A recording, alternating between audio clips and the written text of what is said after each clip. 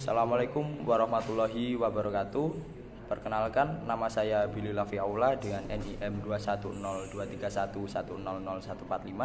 Pada kesempatan kali ini saya ingin mempresentasikan terkait analisis pemikiran ekonomi Keynesian dengan pemikiran ekonomi merkantilisme dan Visokrat. Yang pertama, saya ingin mempresentasikan tentang John Maynard Keynes, seorang ekonomi asal Inggris yang terkenal dengan model ekonomi modern yang diusungnya. Beliau seorang penganut ekonomi merkantilis, di mana kebanyakan teori yang dikeluarkannya difokuskan pada upaya pemerintah negara yang bersangkutan untuk menjaga kestabilan ekonominya. Pada saat itu idenya berawal pada akhir Perang Dunia I yang diawali dengan ketidaksetujuannya Keynes terhadap hukuman yang dijatuhkan oleh Liga Bangsa-Bangsa terhadap Jerman atas segala kerugian perang yang berujung pada pelunasan seluruh kerugian dan hutang negara Jerman terhadap negara-negara pemenang Perang Dunia I termasuk Inggris. Keynes beranggapan bahwa hukuman tersebut akan sulit ditepati dan dipenuhi oleh Jerman.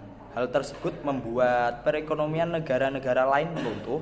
Jerman sendiri juga akan sengsara memenuhi hukuman tersebut. Hal ini kemudian terbukti dengan jatuhnya perekonomian Eropa dan terjadinya Perang Dunia Kedua. Keynes beranggapan bahwa produksi yang terus-menerus dilakukan oleh Jerman sebagai upaya untuk membayar hutang perang semakin menyengsarakan industrinya sendiri. Negara juga diperlukan untuk melakukan upaya investasi. Dalam hal ini mungkin Keynes sebagai salah satu pelopor dari isu investasi oleh negara. Keynes beranggapan sebagai upaya preventif agar ekonominya tidak kolaps. Dari disinilah kemudian Keynes dikenal sebagai ekonom modern yang mengajukan isu investasi oleh negara. Karya-karya Keynes sebagai seorang pakar ekonomi yang ulung, ia telah menulis banyak buku tentunya. Pada tahun 1913, ia menulis Indian Currents of Finance yang memperlihatkan ketertarikannya pada masalah moneter. Tulisan ini berikutnya adalah The Economic Consequence of the Peace, terbit pada tahun 1919. Dengan tahun berikutnya pada tahun 1922 ia menulis A Revision of the Trade. Kedua buku yang disebutkan terakhir ditulis sehubungan dengan pengalamannya dalam delegasi perdamaian Versailles. Pada tahun 1923, ia menulis A Tract on Monetary Reform. Dalam buku ini, ia memperlihatkan keprihatinannya terhadap perubahan yang terjadi dalam daya beli uang. Tulisannya yang lain adalah Treats on Money yang diterbitkan pada tahun 1930. 6 tahun berikutnya, ia menerbitkan buku yang paling dikenal, The General Theory of Employment, Interest and Money. Bukunya yang lain, A Treatise on Money, terdiri dari 2 volume. Volume pertama khusus menyajikan teori-teori tentang arti dan peran uang dalam perekonomian secara murni. Dalam volume kedua, dijelaskan bagaimana teori-teori murni tentang uang tersebut diterapkan dalam perekonomian. Dalam hal ini perlu dicatat bahwa dalam beberapa bukunya yang terbit sebelum The General Theory, Keynes masih berada di jalur dalam pemikiran klasik dan neoklasik. Akan tetapi, jalur pemikiran klasik dan neoklasik ini mulai ditinggalkan saat ia menulis The General Theory. Dalam bukunya The General Theory ditulis sebagai reaksi terhadap depresi besar-besaran yang terjadi tahun 30-an yang tidak berhasil dipecahkan oleh metode klasik dan neoklasik. Teori klasik dinilai Keynes mengandung banyak kelemahan, oleh karena itu perlu diperbaiki dan disempurnakan. Asal kata merkantilisme itu sendiri berasal dari kata merkan yang berartikan pedagang. Menurut paham merkantilisme, setiap negara yang berkeinginan maju wajib melakukan perdagangan internasional, dan bagi penganut merkantilisme, sumber kekayaan negara adalah dari perdagangan dengan negara lain. Selanjutnya, uang merupakan sebagai hasil surplus perdagangan yang akan menjadi sumber kekuasaan. Sebagai seorang ekonom yang mendasarkan teorinya pada teori merkantilisme, Keynes menekankan segala bentuk upaya penstabilan ekonomi negara pada kebijakan-kebijakan pemerintah. Keynes menyebutkan bahwa pemerintah dalam rangka untuk menghindari dan menangani krisis yang dapat sewaktu-waktu menyerang, perlu melakukan suatu bentuk investasi dalam bentuk fasilitas publik. Pada hakikatnya, analisis Keynes berpendapat bahwa tingkat kegiatan ekonomi negara ditentukan besarnya pemerintahan efektif, yaitu permintaan yang disertai oleh kemampuan dalam perekonomian. Bertambah besar efektif yang wujud dalam perekonomian, bertambah pula tingkat produksi yang akan dicapai oleh sektor perusahaan. Keadaan ini menyebabkan pertambahan dan tingkat kegiatan ekonomi dan penggunaan tenaga kerja, faktor-faktor produksi akan tercapai. Ideologi merkantilisme sangat dominan disebarkan di seluruh tingkat sekolah Eropa pada awal periode modern dari abad ke-16 sampai abad ke-18, era di mana kesadaran bernegara sudah mulai tumbuh. Peristiwa ini memicu untuk pertama kalinya intervensi negara dalam mengatur perekonomiannya, yang akhirnya pada zaman ini sistem kapitalis mulai lahir. Merkantilis merupakan model kebijakan ekonomi dengan campur tangan pemerintah yang dominan, proteksionisme, serta politik kolonial.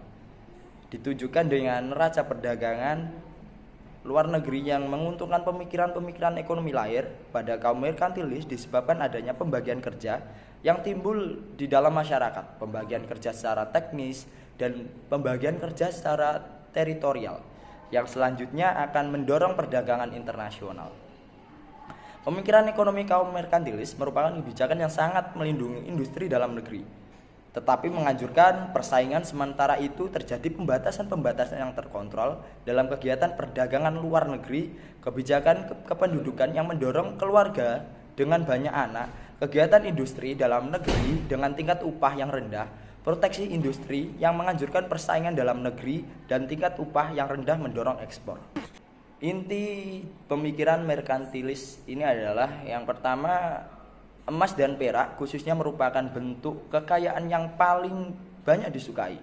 Oleh karena itu mereka melarang ekspor logam mulia. Yang kedua, negara harus mendorong ekspor dan memupuk kekayaan dengan merugikan negara lainnya atau tetangga. Dalam kebijakan ekspor, berkeyakinan bahwa perkembangan harus dapat diraih dan dikelola dengan jalan meraih surplus sebesar-besarnya dari penerimaan ekspor barang yang melebihi belanja untuk impor barang. Yang keempat, kolonisasi dan monopolisasi. Perdagangan benar-benar dapat dilaksanakan secara ketat untuk memelihara keabadian kaum koloni, tunduk dan tergantung pada negara induk. Yang kelima adalah penentangan atas bea, pajak, dan restriksi intern terhadap mobilitas barang. Yang keenam, harus membangun pemerintahan pusat yang kuat guna menjamin kebijakan merkantilis tersebut. Yang ketujuh, pentingnya pertumbuhan penduduk yang tinggi namun disertai dengan sumber daya manusia yang tinggi pula untuk memenuhi kepentingan pemasukan kepentingan militer serta pengelolaan merkantilisme yang kuat pula. Kebijakan ekonomi merkantilisme lebih bersifat makro. Hal ini berhubungan dengan tujuan proteksi industri di dalam negeri yang menjaga rencana perdagangan yang menguntungkan. Hal ini dilakukan dalam usaha meningkatnya perannya dalam perdagangan internasional dan perluasan kolonialisme. Pelopor teori merkantilisme antara lain Sir William Petty, Thomas Moon, Jane Bodin, David Hume, dan Jean Baptiste Colbert. Kebijaksanaan para tokoh pemikir merkantilisme yang umumnya para saudagar banyak dikritik dengan keras oleh para pemikir yang lain. Hal ini seperti telah diutarakan secara singkat disebabkan merkantilisme juga banyak kelemahannya.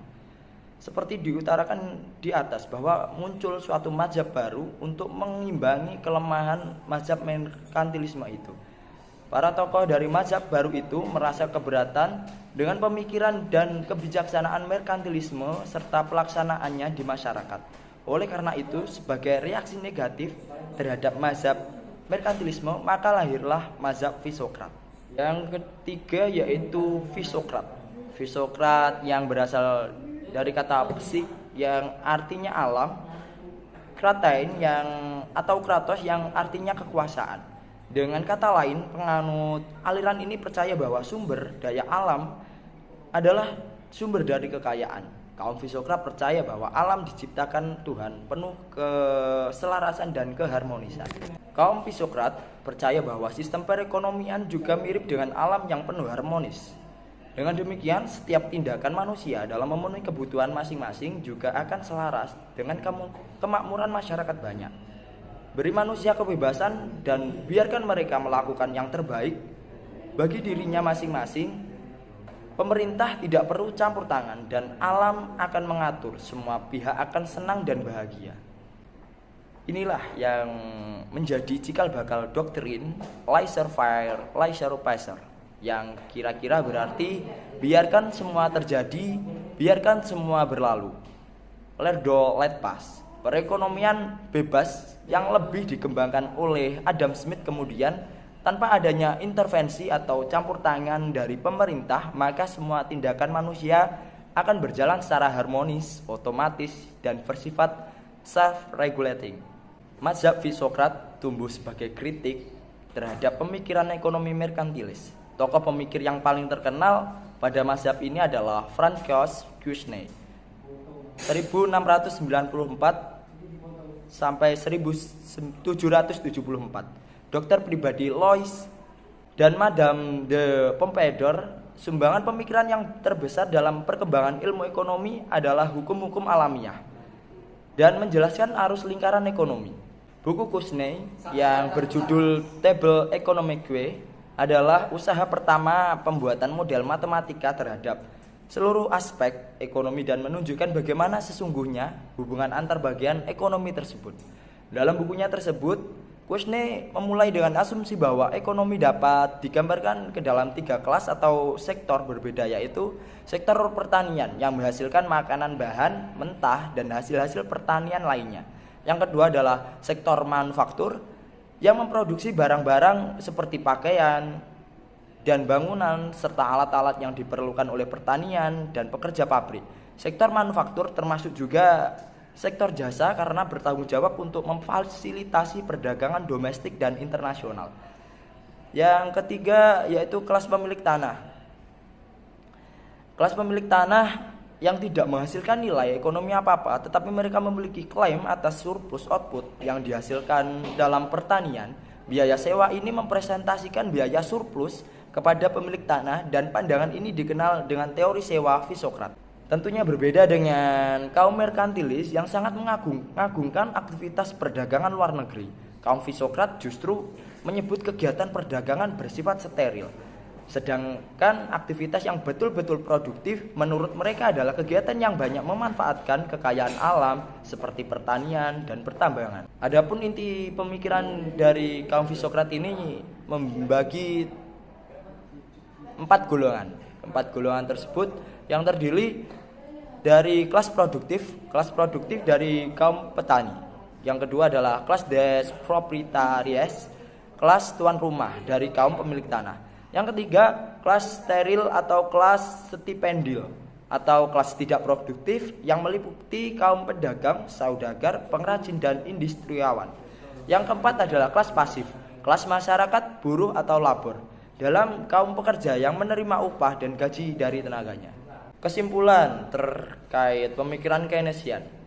Instrumen kebijakan pada kaum Keynesian yaitu dalam usaha meningkatkan laju pertumbuhan ekonomi dan dalam mengatasi pengangguran. Keynesian lebih suka kebijakan fiskal dan ekspansif. Keynesian menganggap inflasi terjadi karena pengeluaran agregat yang terlalu besar. Dengan demikian, kebijakan yang ditawarkan Keynesian ialah mengurangi jumlah pengeluaran pemerintah atau dengan meningkatkan pajak. Yang kedua, terkait merkantilisme. Instrumen kebijakan yang digunakan dalam pemikiran ekonomi merkantilisme juga terdapat campur tangan pemerintah.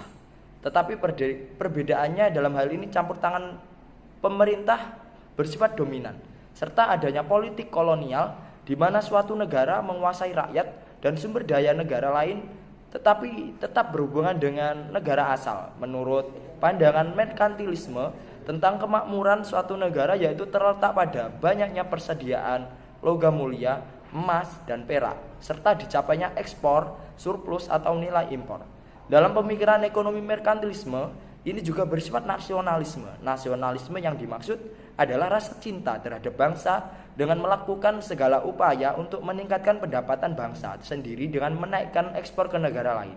Namun, kekeliruan yang dilakukan oleh mazhab merkantilisme ini adalah pemikirannya tentang berbagai cara untuk meningkatkan sumber daya negaranya meskipun dengan merugikan negara lain. Menurut mazhab ini, negara yang kuatlah yang akan menaklukkan jajahnya, mendominasi rute perdagangan internasional.